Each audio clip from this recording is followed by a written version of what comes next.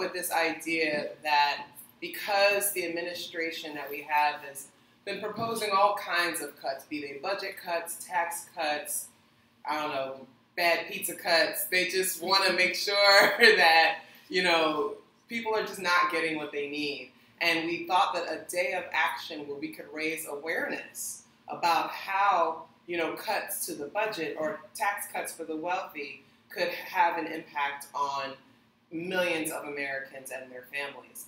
So this event is to finish the day.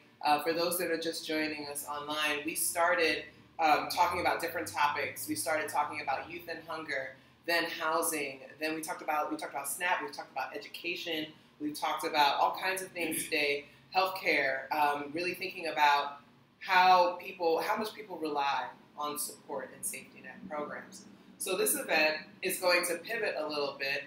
We are going to share some stories about our experiences, but we really are going to focus on why it's important that people get involved in community and political action, okay? We're going to talk about the ways in which people can get involved. I'm going to allow the panel to introduce themselves, but the idea is really just to get a full range of what activism really looks like when it comes to food justice, hunger, poverty, and homelessness, and the like. So I'm going to allow the panel to introduce themselves. If you could just give your name, the organization that you're associated with, and just give us a couple of sentences about like who you are and why you're here today. That would be great. And make sure you all speak up so that our folks can hear you online. And you don't have to look at the camera. You're not going to necessarily look at the camera, you guys. So get used to seeing profiles. Okay. Good evening, everyone. My name is Cassie. Actually, my name is Cassandra Adams, and everybody calls me Cassie for sure. I am a resident of Project Homes 1515, and a little bit about me is I need these budget cuts and these tax cuts not to happen, because if they did, I would die. Thank you. My name is Emma Panetsky. I'm the manager of government affairs for Philabundance, which is the largest food bank in the Philadelphia region, serving the 5-county area around Philadelphia, as well as 4 counties in southern New Jersey.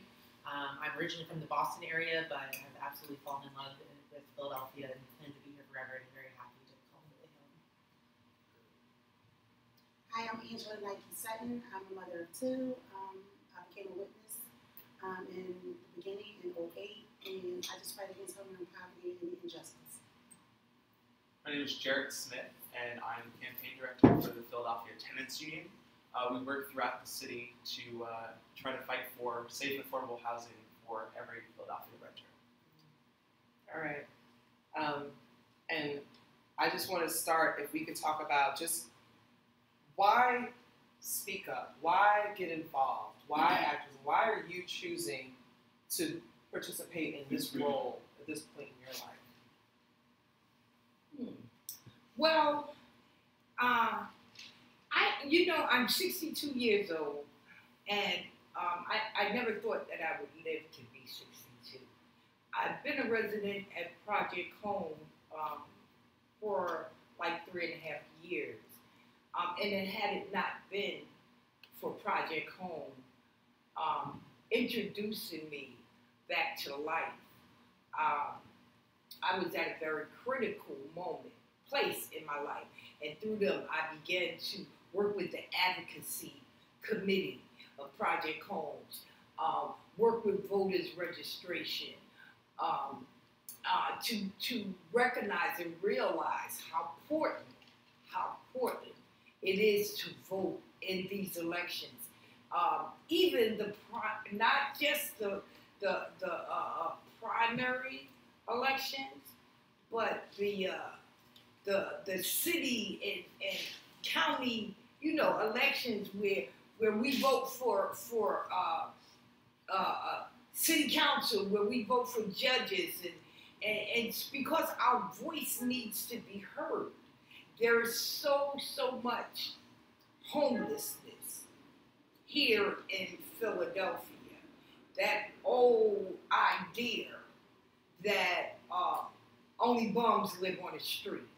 You know, uneducated people live on the street, are homeless. It's not true.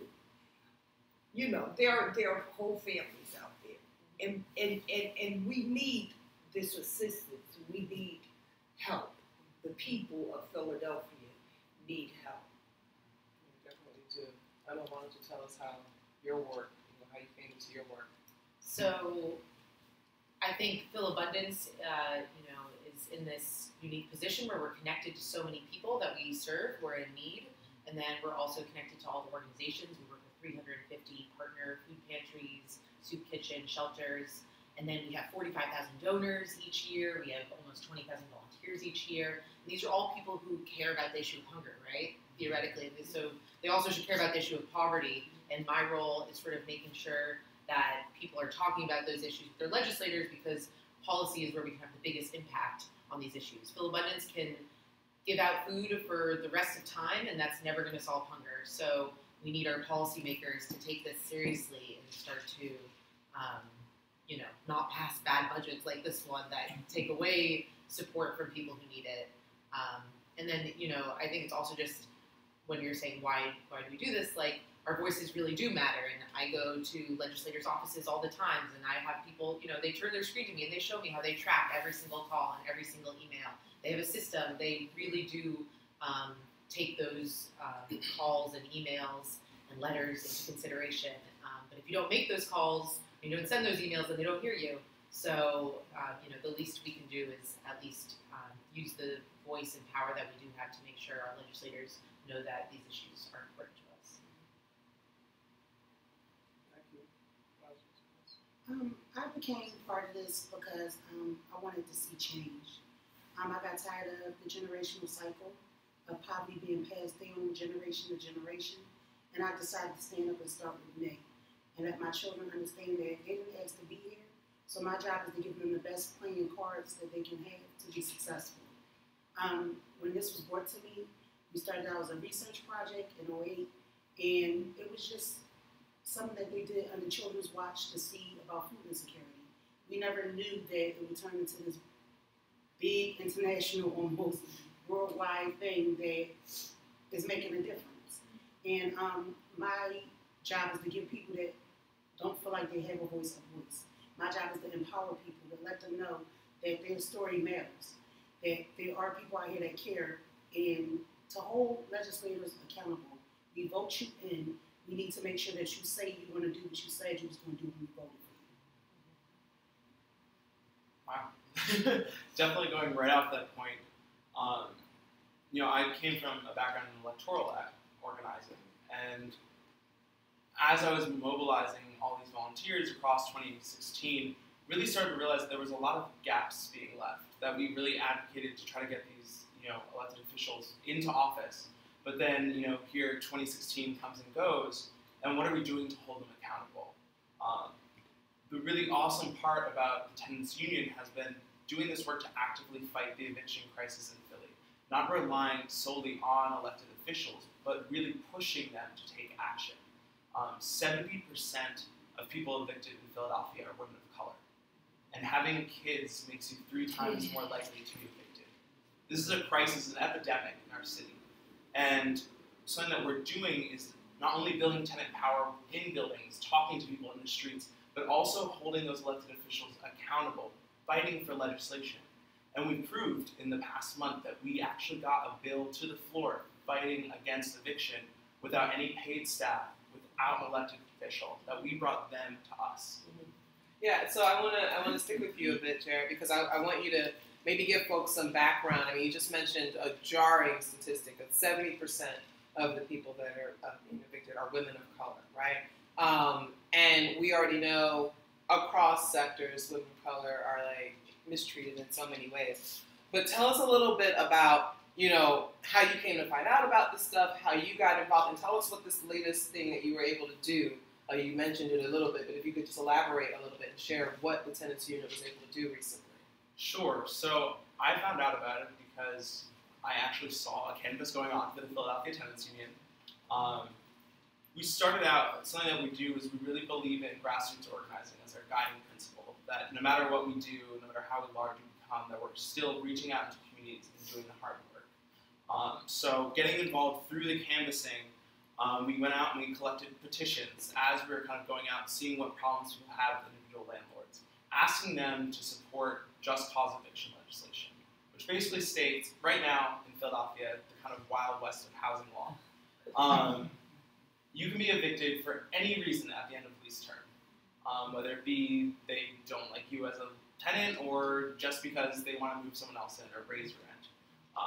This law would protect you at the end of lease term that unless you broke a component of your lease that's specifically enumerated in the lease, then you can't be evicted. That's a huge, huge deal. Yes, it's not rent control. Yes, it's not some of the blanket policies that other states have, but it's a first step in really putting a bulwark against gentrification, against these slumlords. So we initially started knocking doors, and we collected over 1,000 petitions throughout the city. Then in April of this past year, we delivered those petitions to City Hall. We were originally slotted to speak, but they pushed us to the bottom. Then they didn't want us to speak at all. Everyone was walking out, so we presented these petitions, disrupted, and really made our presence known. And that kind of set us on a track. We got a couple members of City Council, but it was kind of hot and cold. So we returned to our work doing grassroots organizing, and at this time, we connected through community legal services, pointed us out that there was a building where 240 units of people were getting evicted at the end of June. It's called the Penguin House. And we went in there, we canvassed, we talked to the tenants, and they said, yes, we want to meet, yes, we want to take action. And they said they wanted to get 3 months extension on their leases so they could go and actually find places to live and get their security deposits back. So after some meetings, we decided, hey, we're going to hold a press conference. We're going to get the word out there, really take a step against these slumlords. And at this press conference, lo and behold, elected officials came out because it's in their district. They're going to take notice. National press are there, so they feel that they're under the gun. One of those people was Curtis Jones, who is the city councilman for that district. And he told us at that moment that, hey, not only am I going to fight for the tenants here, but I'm going to pass your little law. And, it took then meeting with him for their press conferences, for their grassroots organizing work, but really through working that channel and building that outside pressure, we were able to get him on a timeline to introduce the bill. As of a couple weeks ago, the bill has been introduced on the floor of City Council, and now we're putting together a strategy to get it passed, which will continue to require that grassroots organizing work, building coalition support, reaching with other groups. But the whole idea is that we're building power from the ground up rather from the inside out. Thank you. That is phenomenal. Congratulations. You can give them a round of applause. That's really amazing work, and we really appreciate that. So I want to switch gears a little bit and kind of talk about like what it's like to be on that stage. I'm going to turn to you, Nike. A few months ago, Nike spoke at the Philadelphia Women's March, right? And gave a really great speech that got a lot of positive feedback. But until, about a week before the planning, the Women's March organizers did not have anyone slated to speak that represented anybody living in poverty. There were few women of color speaking. There were a lot of men speaking. A lot of elected officials and things like that. But you did get the opportunity to speak. Can you tell us a little bit about like what that was like leading up to it, giving the talk, what the feedback has been since then for you, what that experience was like? It was really empowering, but kind of intimidating all at once. To be able to have a floor, to be able to speak candidly of how I felt and things that was taking place in my life and in people like myself's life. It was a time where I was so intimidated by seeing all the women and all the people, just everybody there. But when it was over, it felt good to get that off my chest. It felt good to let you know that just because I'm in poverty doesn't mean that I'm ignorant. It doesn't mean that I'm a walking incubator. It doesn't mean that I like the fact that I have to use these safety nets to survive. It let me understand that my voice does matter, and people do hear you. And since then, I have been asked to speak in some papers and some things of that nature. People have even offered me job opportunities, which I am very thankful for. Some I didn't qualify for because of documents, like I don't have a bachelor's or anything. But my job is to really help others now and pass the torch along. To let people understand that as long as you have a voice, you need to speak up. Whether it be just a phone call, because everybody is not brave enough to tell their story, because I had got some hate mail. I said, oh, now I'm somebody. I got hate mail. I had some hate, emails. I didn't even know how they got my email. They'll get you. Yes, they did. And I was like really disturbed of how people really take people that's in poverty and really think less of us. They think that we asked to be here. They think that we okay with living from check to check. Like, this is what we want. Nobody wants to sit here and live from check to check and have to keep telling you all our personal business just to get some SNAP benefits that's going to end at the end of the month anyway. We have no privacy. We have to walk on eggshells with everything, do everything by the book, dot our I's, cross our T's. And it's a shame that they don't have more people to testify in Congress when they're making these decisions that actually live in poverty, so we can tell them what works, what doesn't work. And a lot of times we forget that we voted these people in. That's why November 7th is an important day. I don't want us to take that for granted. Every time election is here, we should be there. We should be there expressing how we feel, and we should be there knocking on their doors to make sure they understand what we want. And if not, we need to fight. Definitely. And that's something that you also said earlier, like, sometimes people only want to vote in the presidential election, when really, like, the people that are local, the ones that have the most direct impact on their everyday lives. Emma, I want to talk to you a little bit. So you were definitely instrumental in, like, Philabundance putting together this advisory council, right, that, you know, really brought people from the community that are, like, doing this kind of work. Tell me why, you know, Philabundance decided to pivot a little bit and get more into this advocacy part, and kind of what your role was in putting together, and what does this council do? Like, what does the advisory council do? Yeah, I think we realized that Philabundance has a voice to share in these sorts of conversations, but really the best thing we can do is amplify the voices of people who are actually experiencing hunger and poverty.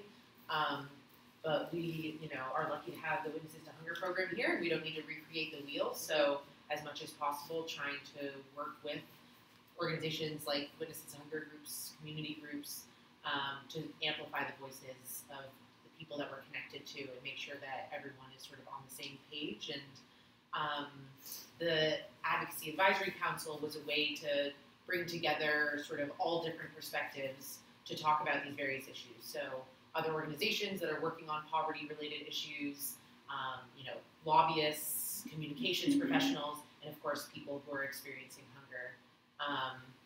And really sort of give input both on what Philabundance should be using our voice for, and then strategy about how we can do that most effectively.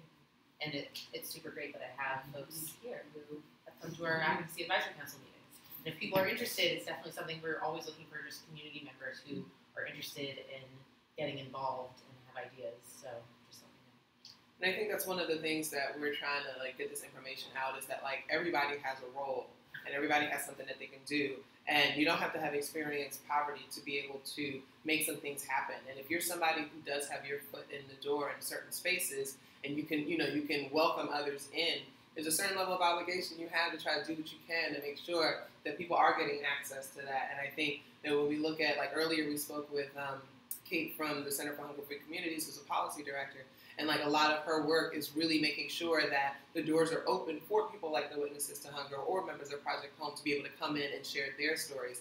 And so it's kind of like thinking about, when we think about community organizing, you know, the different levels and how you get involved. You don't always have to be at the march. You don't have to be at the Women's March. You don't have to be having this press conference, like, shutting things down. You don't have to be standing and, like, giving a testimony about something like that. But maybe you're somebody who contributes funding to the people that are doing this. Maybe you're somebody who's really good at writing, and you're writing letters to your congresspeople, and you're, writing op-eds for major newspapers because they'll listen to you, There's always some kind of way that you can get involved. And I think sometimes people feel guilty when they're not out there with the signs and, like, marching, right? But my feet hurt sometimes, and maybe I don't want to do that, right? Or some people feel like, they can't participate in a writing campaign because their literacy isn't that great. But that's okay. You can record a video.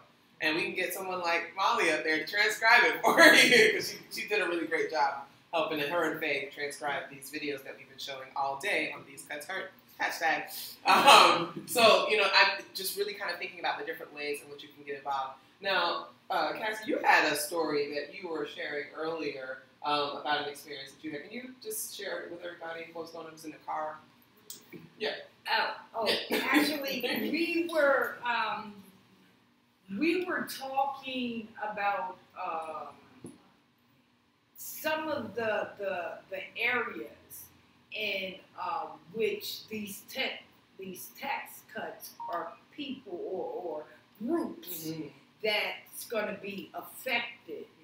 And as I said, I'm just 62 now, and I'm like a senior citizen.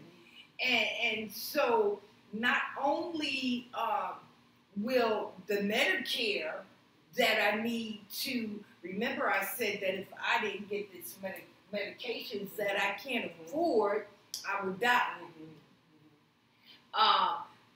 Yes, I need food stamps. Yes, food stamps are important.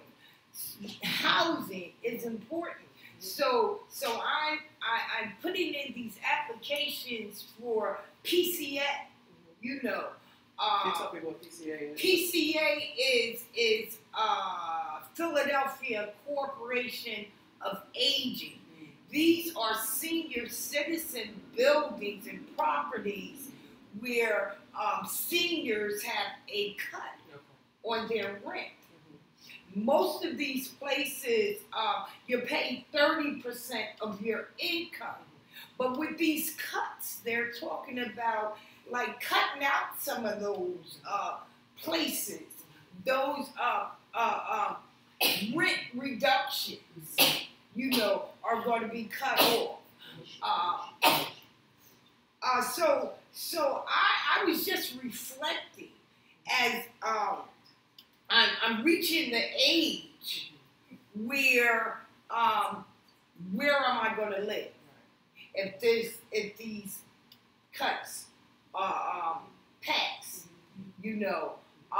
because as just in June, Project Homes, we took applications for a new site that just opened about a month ago up in North Philly, and there were like 1,000 and some odd people standing in line like all night for, guess what, 88 units, going to show that people don't have a place to live.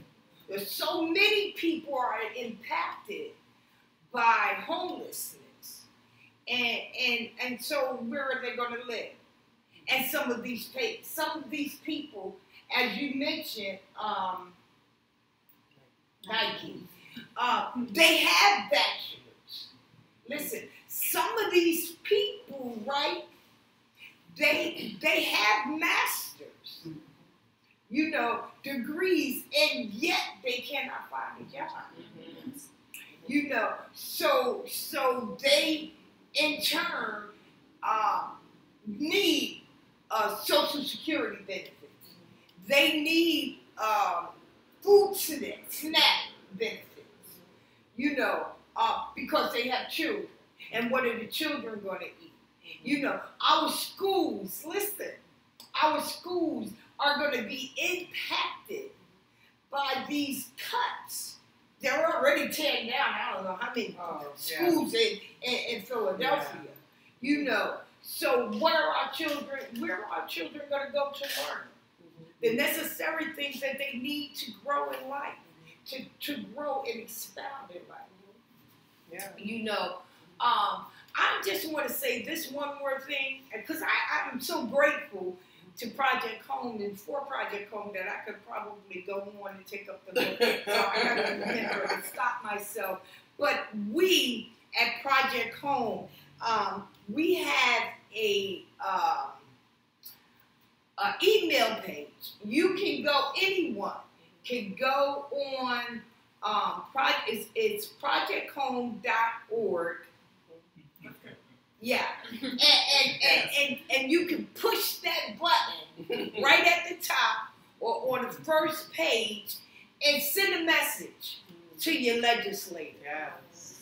And let your voices be heard. That's so important. And I think a lot of people don't realize how simple it is in this technological age, right? Back in the day, you used to have to write a letter, put it in an envelope, get a stamp, take it to mail it, you know, that kind of thing. But now it's like so many organizations are setting it up on their websites to make it so much easier for you to find out, first of all, find out who represents you, right? Yeah. And then be able to contact them, because that is your civic duty, it is your responsibility to engage the people that, you know, they represent you. It's for the people of the people, right? Yeah. That's what it's supposed to be about. Exactly. So, another last thing, because we're going to have to wrap this up soon, for our last kind of question, and let me think about this. And I'm really thinking about the capacity for collaboration, right? Mm-hmm. So, a lot of times in organizing and in community activism, we get siloed, right? We get so focused on our particular issue, and we kind of just work with that. That some groups are just not as open to collaboration.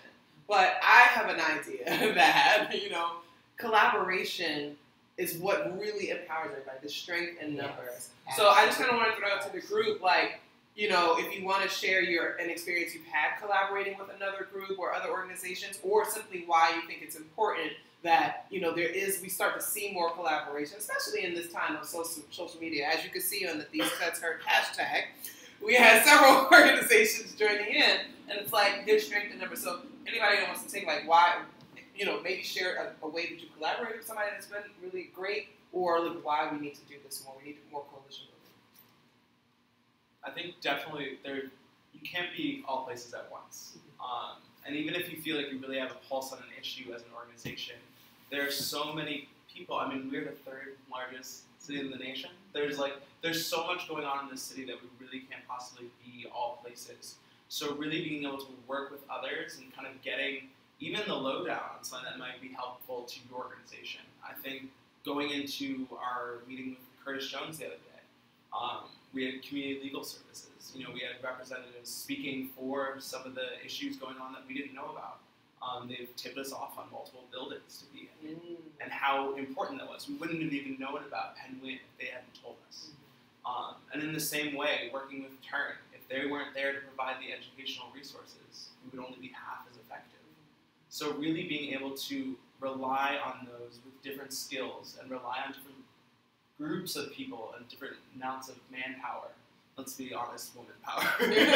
Carrying most of the torch. And really being able to work together, because I think a lot of us in progressive movements, we're all fighting for the same goals. We just have different skills that we're bringing to the table to get there. So the more that we can work together, the more effective we're going to be at actually attaining those goals.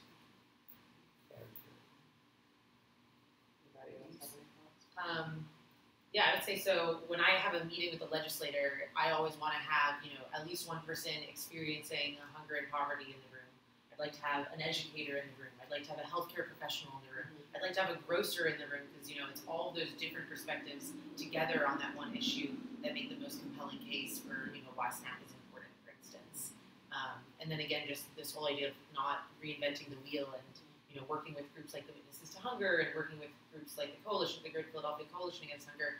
You know, we each have our own specific expertises and roles. And, you know, I'm not the wonkiest person in the room, and I've never been on SNAP, so I'm not the person who can either talk the best about exactly all the policy nuances, nor am I someone who can talk about what it means to live on SNAP. So, you know, making sure, you know, everyone has a role to play, and finding out how you can best use everyone in the room to, you know,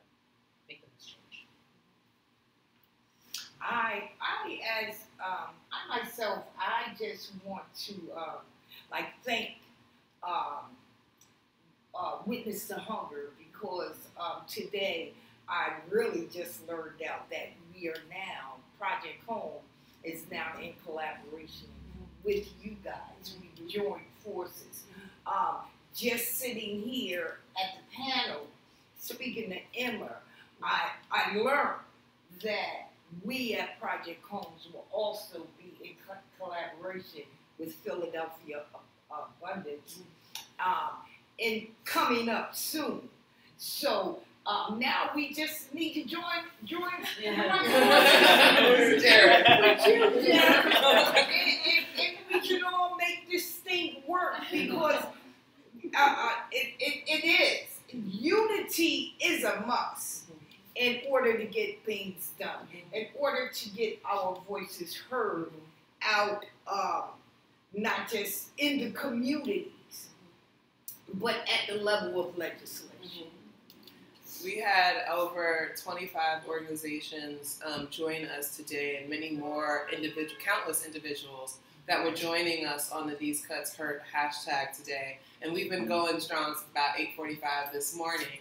And we were trending several times in several major cities, including Philadelphia, and Harrisburg, which is where our capital is. So that's important, right? That's good work. Clap it up for that. That's right. And we reached out to these organizations instinctively. Like, we knew there's no way we're going to do this by ourselves. We reached out to these organizations, and organizations immediately were like, yes, what do you need us to do? What do you need us to do? And I wanted to offer, as somebody who does a lot of digital organizing, that one takeaway is when you are asking other people to join an event or an effort that you're putting forward, try to make it as simple as possible and try to give them as much information as possible. And so what we did was we sent out an email that kind of outlined how the day would go. We gave sample posts that they could use. We gave links to graphics, and we had videos, and we told people that they could schedule tweets ahead of time, because it is Monday, and Mondays are really hectic. So a lot of organizations were able to participate in that way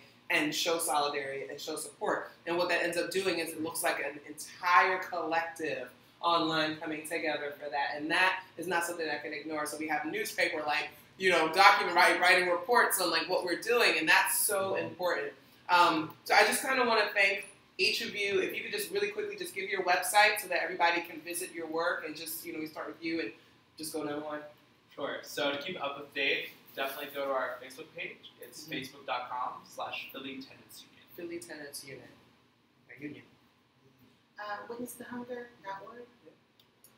Philabundance's brand new website is actually launching right now, I think. Yay! So super exciting. That's If you good. check either later today or tomorrow, it'll be out there, www.philabundance.org. We have a brand new section on advocacy, which is super exciting because we've never had that before. Yes. So check it out. Yeah, That's great. And we're ProjectHome.org. And I also want to say that we have WitnessesToHunger.blog, which is our blog that documents all the stuff that we're doing. It's really beautiful to look at. There's tons of videos and photos from events and stuff that we've done. So that is also where you can look if you want more information. You can go to Center for Hunger Free Communities as well, .org, right, Kate? Yes. And if you go to WitnessesToHunger.org, it will take you to the center's page as well. So there's so many groups out here that are doing really amazing work, not just here in Philadelphia, but all over the country. And we want to make sure that you all are getting connected. I have this wild dream that every adult that's able will, volunteer 1 hour a month of their time in some voluntary service. And if we think about that, we're talking at least 240 million hours of community service a month that could happen if every adult that was able could commit to it in some way. So I want to offer you all that challenge.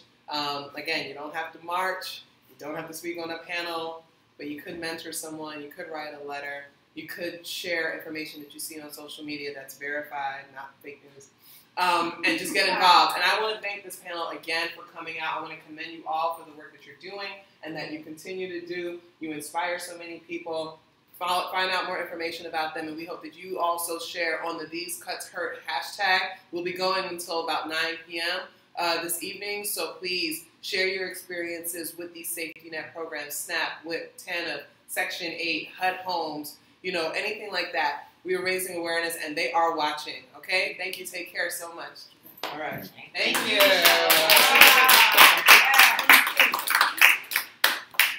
Thank you.